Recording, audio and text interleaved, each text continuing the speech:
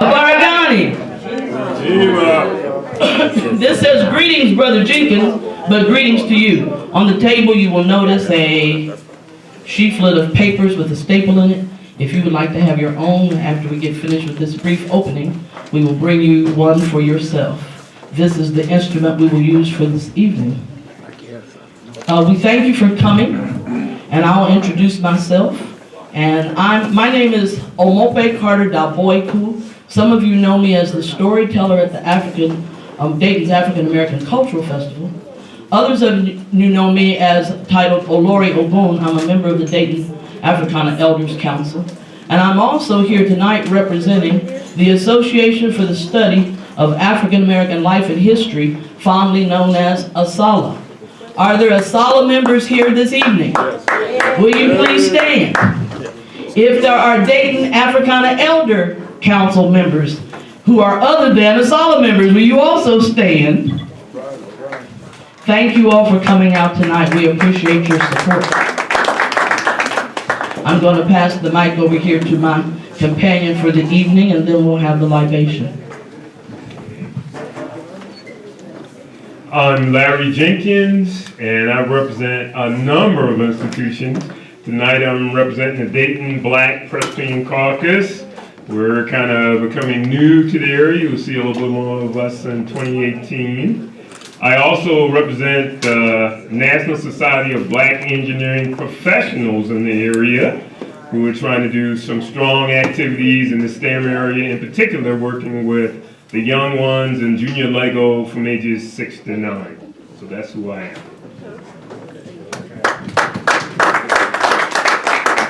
I am going to make a public statement. Some of you know that I'm a practitioner of a traditional African religious practice. Some of you know that. And some of you know that I spent 30 years studying before I went to the Grove. And some of you know that I've had a blessing to travel to the African continent more than once, which is really a remarkable thing for a poor little hillbilly girl. But one of the things that I know is that what the elements of culture are. One of them is language. One of the reasons why other people can be effective in their life in America ethnically, they may not be in their homeland, but they still have their language. And we have a slew of African languages we can choose. I chose the one that represents my ancestry because I'm real clear that my people, some of my people, come from what is now known as Nigeria. Other of them come from a place that we now know as Sierra Leone. And it has been my honor to be instructed in at least some ritual language of the Yoruba people. So I'm going to say what I'm going to say in the libation in Yoruba. That's Y-O-R-U-B-A. I don't put an N on it. Y-O-U-R-B-A. And then I will translate it into English so that you will be knowledgeable of what it said. And at the end, you already know the appropriate response. Ashe is a word used in Western Africa to mean so be it, the same as the Greek word amen. So are we ready? In the name of our ancient ancestors, I would like to ask, is there anyone in the room who is 100 years old? Is there anyone in the room who is in the cohort between 90 years and 100 years? I know there are at least 2 people in the room who are in the cohort between 80 years and 90 years. Would you please raise your hands if you are in the cohort between 80 years old and 90 years old? Dr. Turner Finney, Dr. Turner Finney, may we have your permission to begin? Thank you, ma'am.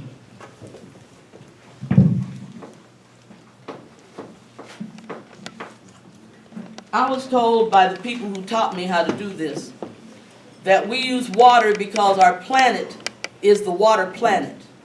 Without water, Earth would not be what it is, and we would not be here. Our body is 98% water. We live in water before we come to the earth. Our atmosphere is charged with water. And when we are happy, we shed water. When we are sad, we shed water.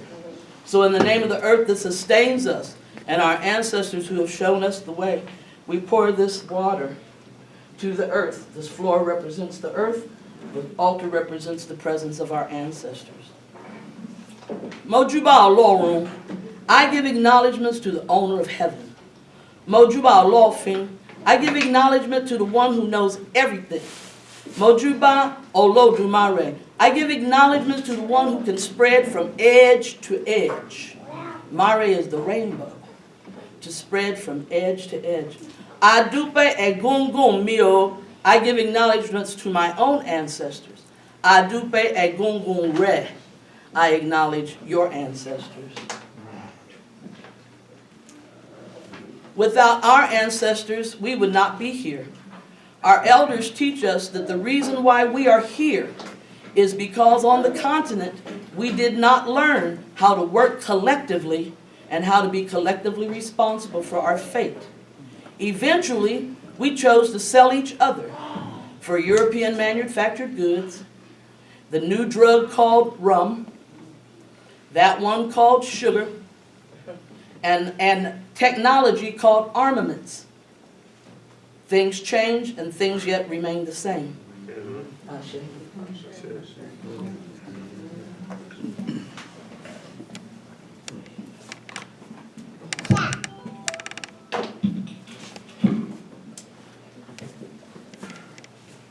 So next step in our process this evening will be to lighten up the Kanara. The first red candle, besides this one. We had this one lit yesterday. Yes. 1, 2, 3. 3, yes. So instead of, but we're gonna light both. Yes, we are. That's right. So we are gonna light this emoji candle. I wanted to talk about that because I think it's very important that we understand unity is one of the key elements that we have to deal with. I'm trying to remind, because not everybody was here for the first. And that second is Kujila, which is self-determination, which we did with last night. And tonight, we're dealing with Ujima. I want to make a real strong interest in that. We're going to work tonight. So if everybody didn't think you were going to work tonight, it's not good. Understand? All right. So we're going to light it'll be the third candle. The one from yesterday. All right. So that's Moja. That's Moja is the middle. All right. Kujichaga was yesterday. And the green will And be today is Ujima, collective work and responsibility. All right.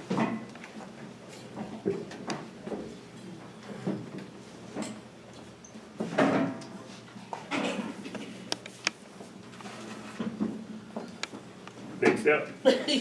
Sir. Okay.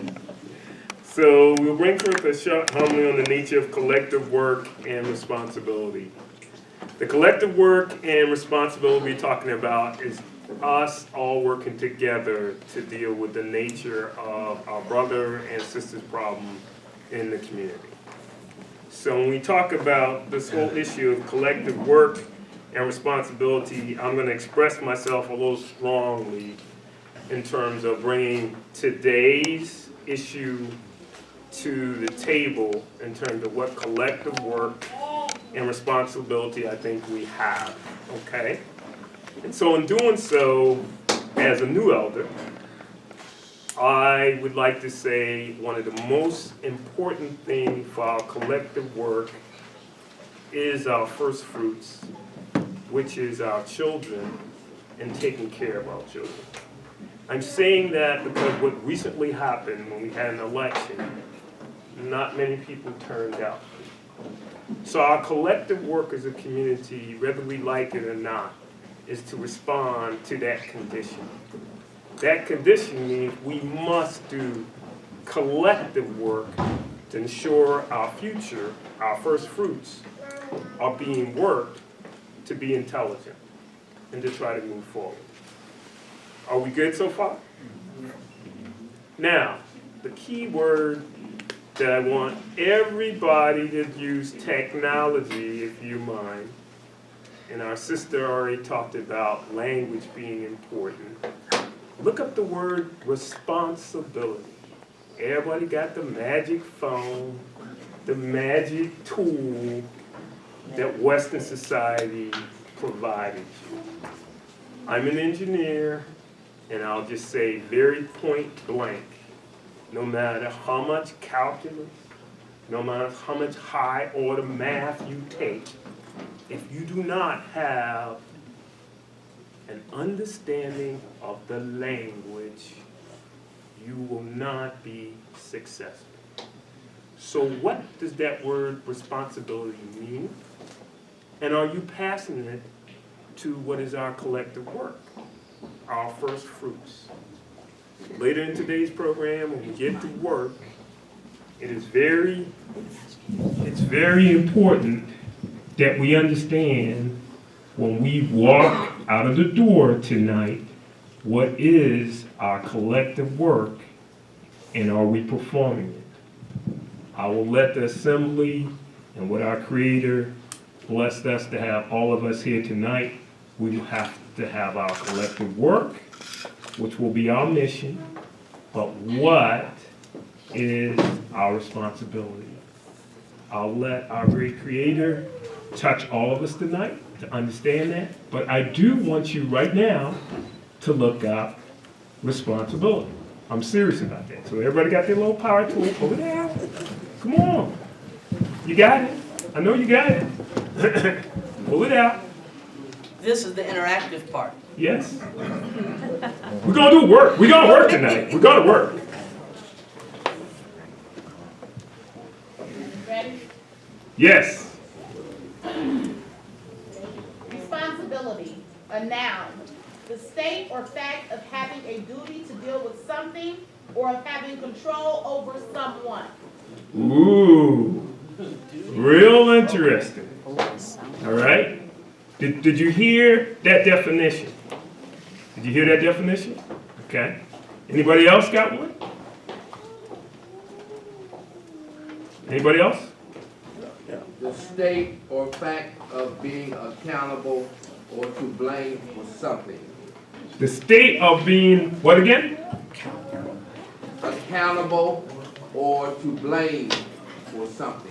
Ah, there's some interesting definition. Now everybody got that from a tool, right? Everybody got that from this magical tool, and you gave me what your responsibility is, right? Based on that definition that came out of the machine. Is that right? Okay. We, as African people, must get our definition for every statement from who? Ourselves. Self-determination. Is that clear? The first principle, unity. Where do you think that came from? It came from where? Where? The continent. The continent. Mile out of Korea, actually. Correct. Okay. But here's the... Kwanzaa came from him, but the concept of collectivity did not start with him, with Mulan. All the way back. All the way back. All the way back. Get it together. Collective. When you think about it, being able to work together, we talked about it first. It's one of the most difficult and complex because we can be diverse, we can be different, but we still unify. It's a very interesting concept to think about. But the reason I had you go to that machine and it give you responsibility, I heard some interesting things that don't go with where I think about it and where my people think about being responsible. When the elders meet, we talk about elders, we talk about nation builders, and we talk about warriors. Now, when we talk about responsibility, for each one of those have a responsibility in our community that they must perform. They are responsible. So they're responding to something. So there's some resistance, there's some struggle going on, and they're being responsive to what's taking place in their environment. So their responsibility is to do what? Look on your table, you see a symbol of an ankh. See it? Mm-hmm. And in the middle of it, what is there? A womb. And there's new life in the womb. In that symbol of life. I got one in the back, I didn't bring it. But I wanted to make that point when we talk about responsibility. Here's the power that really takes place. We gave the machine the power Soon as I told you to look it up and Google it. But if we take the responsibility and look at who we are, where we came from, what our heritage is, who our ancestors are, what messages that passed through from a legacy viewpoint all the way up to this point now, what are we responsible for? The way I look at it, it's just what the Ankh is saying. So that Ankh is giving us insight to, number one, this is what we're responsible for. We're responsible for the future as we work together. To the left and the right. I know you heard that for our Christian brothers, where we had the wonderful disciples, one wanted to be on the left, one wanted to be on the right. So if I look at nation builders and look at warriors, maybe warriors on the left, nation builders on the right. What are they responsible for? See at that cross point? But what's holding up the whole Ankh, the bottom? That's ancestors and elders. That's the role we have. We have to support this Ankh. What's in the center of it? Our future. Therefore, our responsibility is to do collective work. Everybody plays a role in order to make this move forward.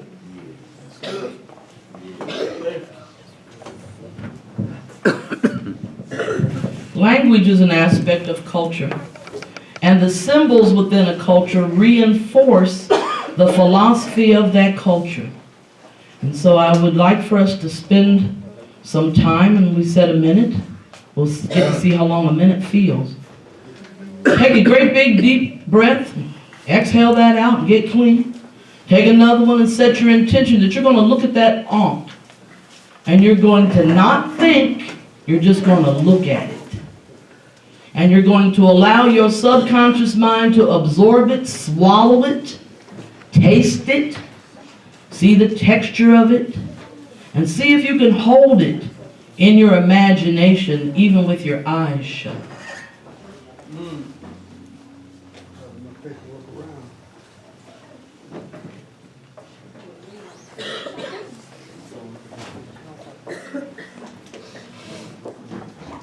In this 1 minute silent meditation, let us center ourselves in the spirit of love and cooperation. These are the characteristics necessary to work collectively and to be collectively responsible for our emotions and decisions. We make our decisions as individuals, yet every decision we make, every breath we take, affects us collectively as a community.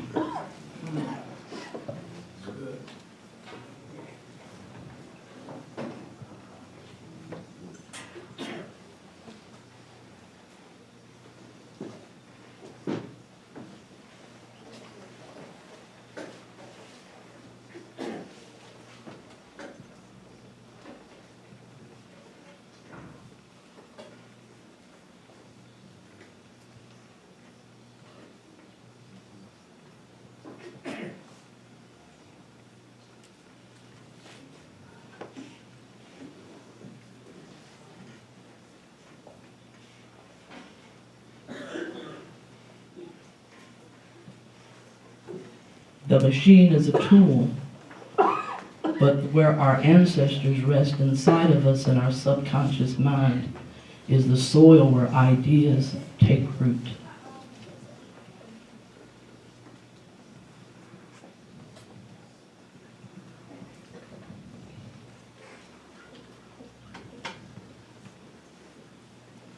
All right, now that we are centered, it's time to do the work.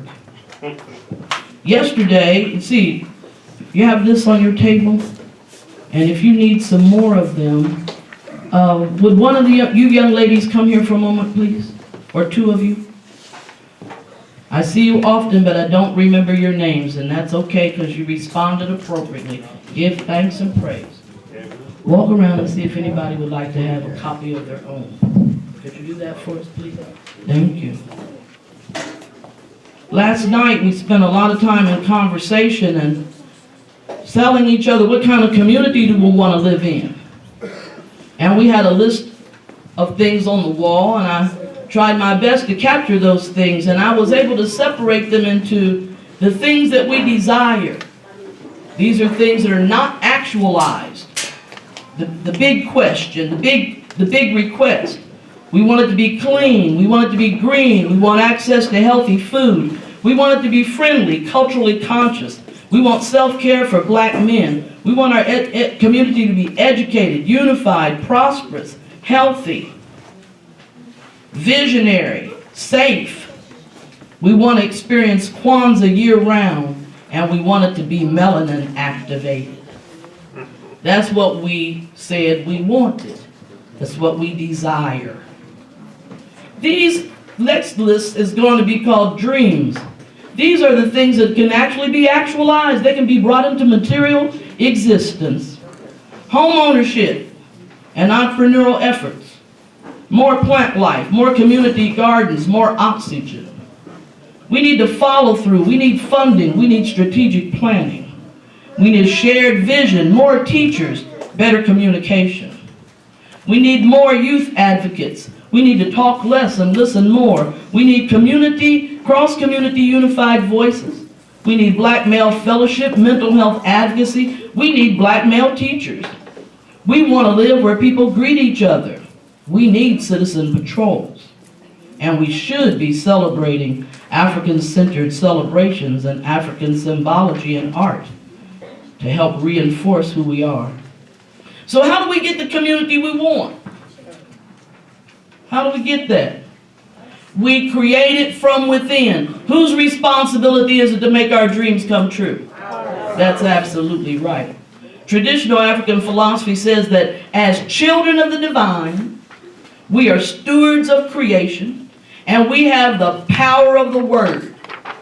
What is the power of the word? The ability and the responsibility to speak our reality into existence. How many of you wanted to go to college and finally got to go? How many of you finally got to go, didn't think it was going to be possible? How many of you quit dreaming?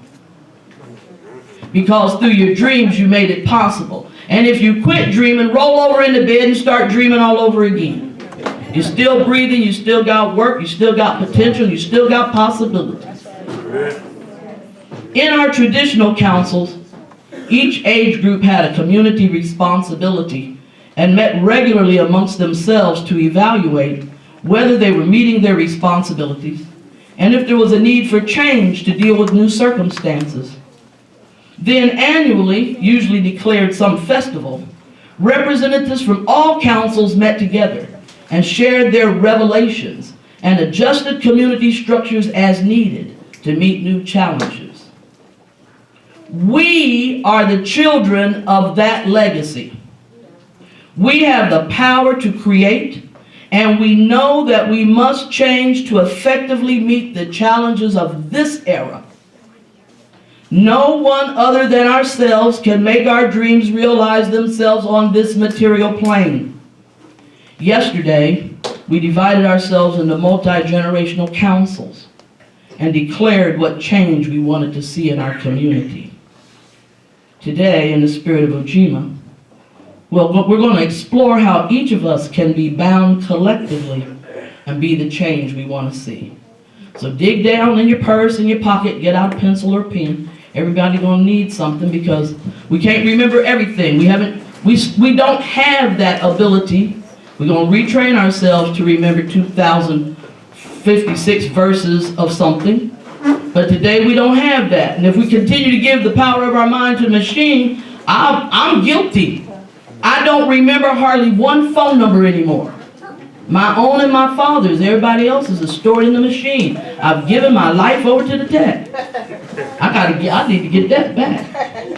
We do. I do. I don't know about the rest of everybody, but you know, I done had one experience where the technology failed and you had to start life all over again, right? You got to rebuild the database, get your contacts back, beg people to let you have that number that was the special one, explain how it all happened. We don't want to have that again. So we might need to have a backup called a paper file. The next 2 pages, turn the page. You see the title says Ujima Collective Work and Responsibility. Underneath that there are 2 proverbs. Somebody read one of them out loud, loudly with a big voice.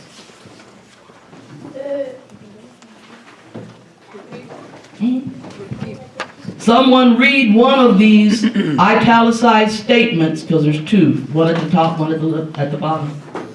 You want the credit, do it yourself. You want to be successful, gather together like minds. You hear that? If you want the credit, do it yourself. If you want to be successful, gather together like minds.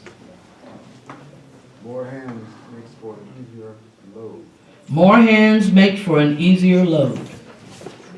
So what we've done is we've taken the comments from yesterday, we've divided them into 4 categories. One says child development, education. The other one says spiritual support. The third says community strength.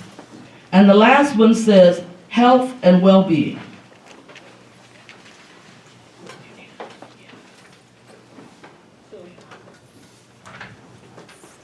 As you read, answer the questions for yourself.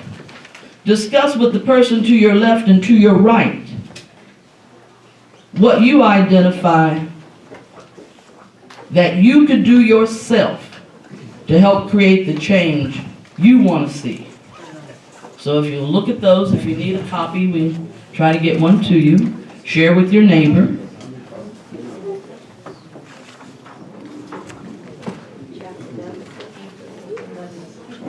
Somebody said yesterday, we need more black male teachers. Okay, well let me tell you how you get more black male teachers. We stop telling boys that they need to be sports stars. And we help them with their spelling words so they feel successful about academic work. We teach our children it's not shameful to be smart. That's an honor to our ancestors for us to get everything that we pay for with our taxes. We want reparations. Free and public education is a great place to start. It may not be everything, but it's better than nothing at all. I called it daycare with curriculum. I took my children to the daycare called the public school. And then when they came home, we had real school. We went back over what the teacher said, and how did you feel about that? Did you get self-expressed? Oh, she shut you down? Well, let me tell you how to deal with that. Because you ain't supposed to rear up at the slave master. They got the whip. It's called the grade book. So you just slip on the mask, do the work, because if you do your homework, you get a B.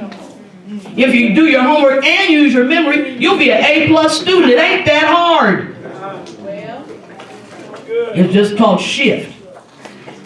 Every point in the universe got 360 degrees. It don't look right this way, turn just a little bit. Bring it. We want more black male teachers. We need more black boys going to education school. We need more black men deciding that it's worth to take the pay cut. I got an engineer in my family and I'm happy about it. But my engineer has found out that if they don't give back to the community, that degree is vanity. All is vanity. True. Do you support educational television? What do your kids watch at 8 o'clock at night? Amen. Bring it. Are they hearing you read Paul Laurence Dunbar? Or are they hearing you discuss the plot for Scandal and Empire? Bring it. Bring Where they need to be in the bed so they can get 7 to 9 hours of sleep. That's right. That's right. Bring it. Spiritual support. Are we still holding on to things that don't pay off for us? You know, I am the legacy of Providence Missionary Baptist Church Association, formed in 1834. You hear what I said? I said 1834. That's 30 years before the end of the Civil War. Free black people was having their church. They have an African Baptist church. They knew about gathering up love circles, laying hands on people in despair, rearranging the molecules of the universe with their fervent prayers and psalms. Prayer is not a hopeful thing. Prayer is injecting a new possibility into despair and creating a new wave in the universe to surf on. As you think about yourself, are you a seed atom? Do you have the capacity to draw people unto you? Are you an electron, a proton, or a neutron? Are you a vitamin, a mineral? Are you a bacteria or a virus?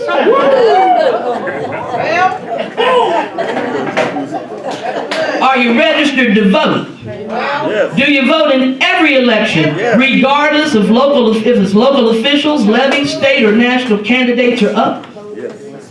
Do you pick up the trash in your own neighborhood? Do you recycle? Yes. Do you know the neighbors on either side of you, and do you speak to them daily? Yeah. Because if you was laid up in your house and couldn't move, wouldn't you want somebody to come check on you? Are you conscious of the schedules around you? When do the police come by? Because trust me, the people who want to come into your community and be the thief, they're watching the police schedule. They know when he's coming and when he's not going to be there. Do you attend the neighborhood meetings designed to affect grassroots change? We talked about health and well-being. Okay, here's a simple one. Do you move your body until you perspire or feel winded? Yes. That ain't gonna happen from the sofa to the refrigerator. I've said that to myself more than once. I ain't blaming nobody. Do you brush and floss your teeth twice daily? Do you see a healthcare provider twice a year? Do you have a quiet period in your daily life, like meditation? Please, please, please, please. Do you think that relaxation is a waste of time? Who told you that idle hands were the devil's workshop, so you can't never sit still? You might want to give that up. The slave master told you that. And the one who said, oh, sissy, don't pick so fast, so hard. We're going to have to pick again tomorrow. And if it ain't cotton here, master going to find something else for us to do. So let's pick a pace that we can manage, okay? There's a way to get around all these things that we think are obstacles. Looked in your pantry lately? You got cans and boxes in there? Are any of them expired? You got malls setting up in your pasta and you think you're starving so you won't throw it away because, ooh, I'm hanging on to that belief that there's scarcity in the world and there's not enough. How often do you eat raw food? How often do you fry a meal? Do you eat alone or in the company of others? How much water do you drink daily? This is the one that gets me. You know, we go to school, right? We went to school and we took science. And how many glasses of water did they tell you need a day? 8. Uh-huh. How long are children in school? Some, I mean, if you're lucky to have a parent at home, you can do 6.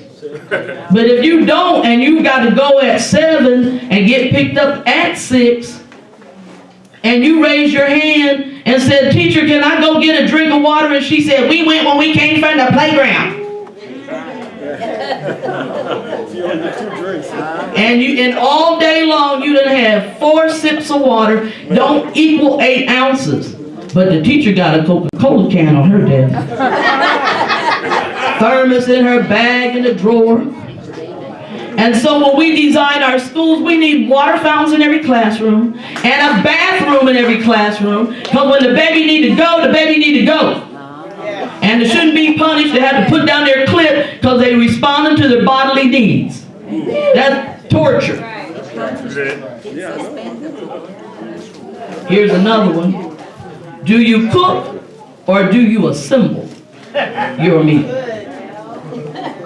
You know what I mean by assemble? You got the bag and the scissors?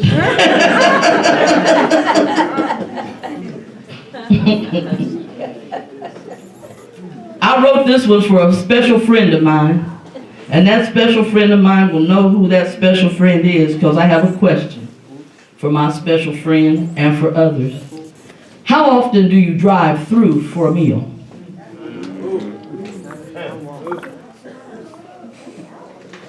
I went to Steak and Shake last month. I was celebrating. I had extra money to waste. I'm going to go boost the economy. Go hang out with a friend. We're going to chat each other up. She got the coupon. We conscious. We got a coupon. I ate that delicious steak burger and paid for it all night long. And I said, well, Lord, I guess that was my last steak and shake burger, because I don't want to have this experience again. I don't care what the tongue say. The stomach said, oh, no, no, no, no, no, no.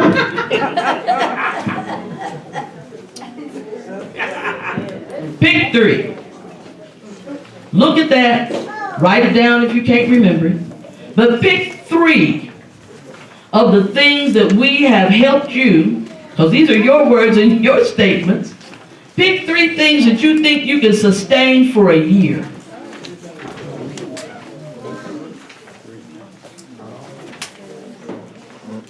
And you know, I tell people, don't go for a big goal. Go for something you know you can achieve. So if you're drinking 3 bottles of water, go for 4. If you ain't drinking none, go for 1. Don't try to go for 8 all at once. You might drown. Your body be so saturated. You know. If you're driving through for a meal, I ain't mad at you. Just drive 1 through less. Don't go on Wednesdays. There was a time when I was poorer than poor. So I decided to be a vegetarian. It was cheaper to be a vegetarian. And then that wasn't good enough, and so I had to make a real sacrifice. I said, Lord, in order to make this money go further, I pledge to not spend none of it in the street. That meant I could not make my weekly pilgrimage to the Baskin and Robbins and get a couple of them flavors.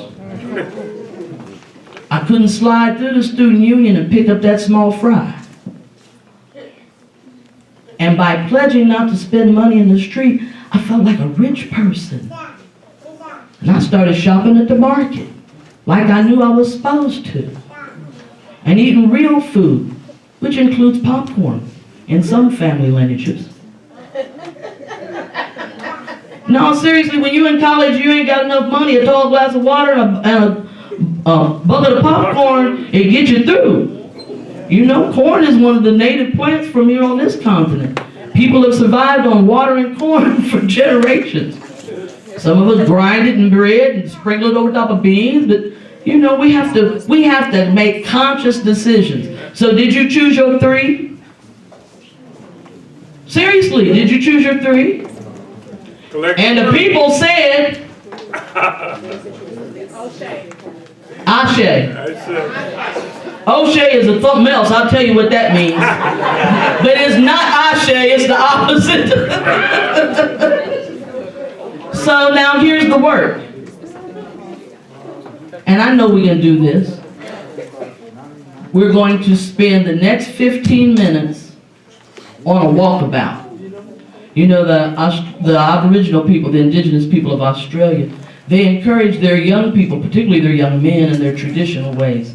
Before the Europeans came and upset the apple cart, they were expected to take a walkabout journey. Only thing they had was 1 stick with a point on it and a skin with which to collect water.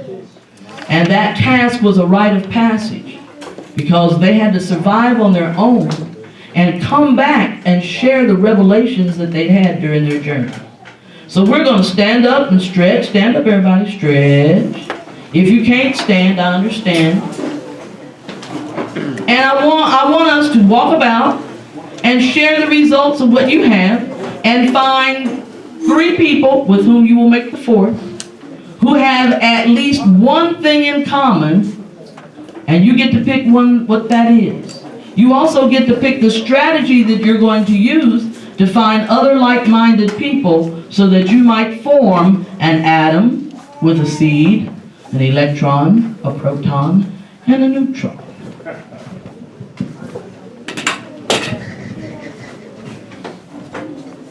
It's going to be hard to find somebody like you standing still. You got to go explore.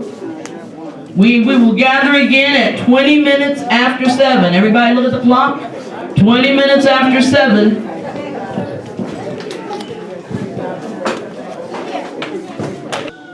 We clear? We are. Okay, let's go, Brother Shaq. Everybody stand up. Stand up. First, can we give it up for our presenters?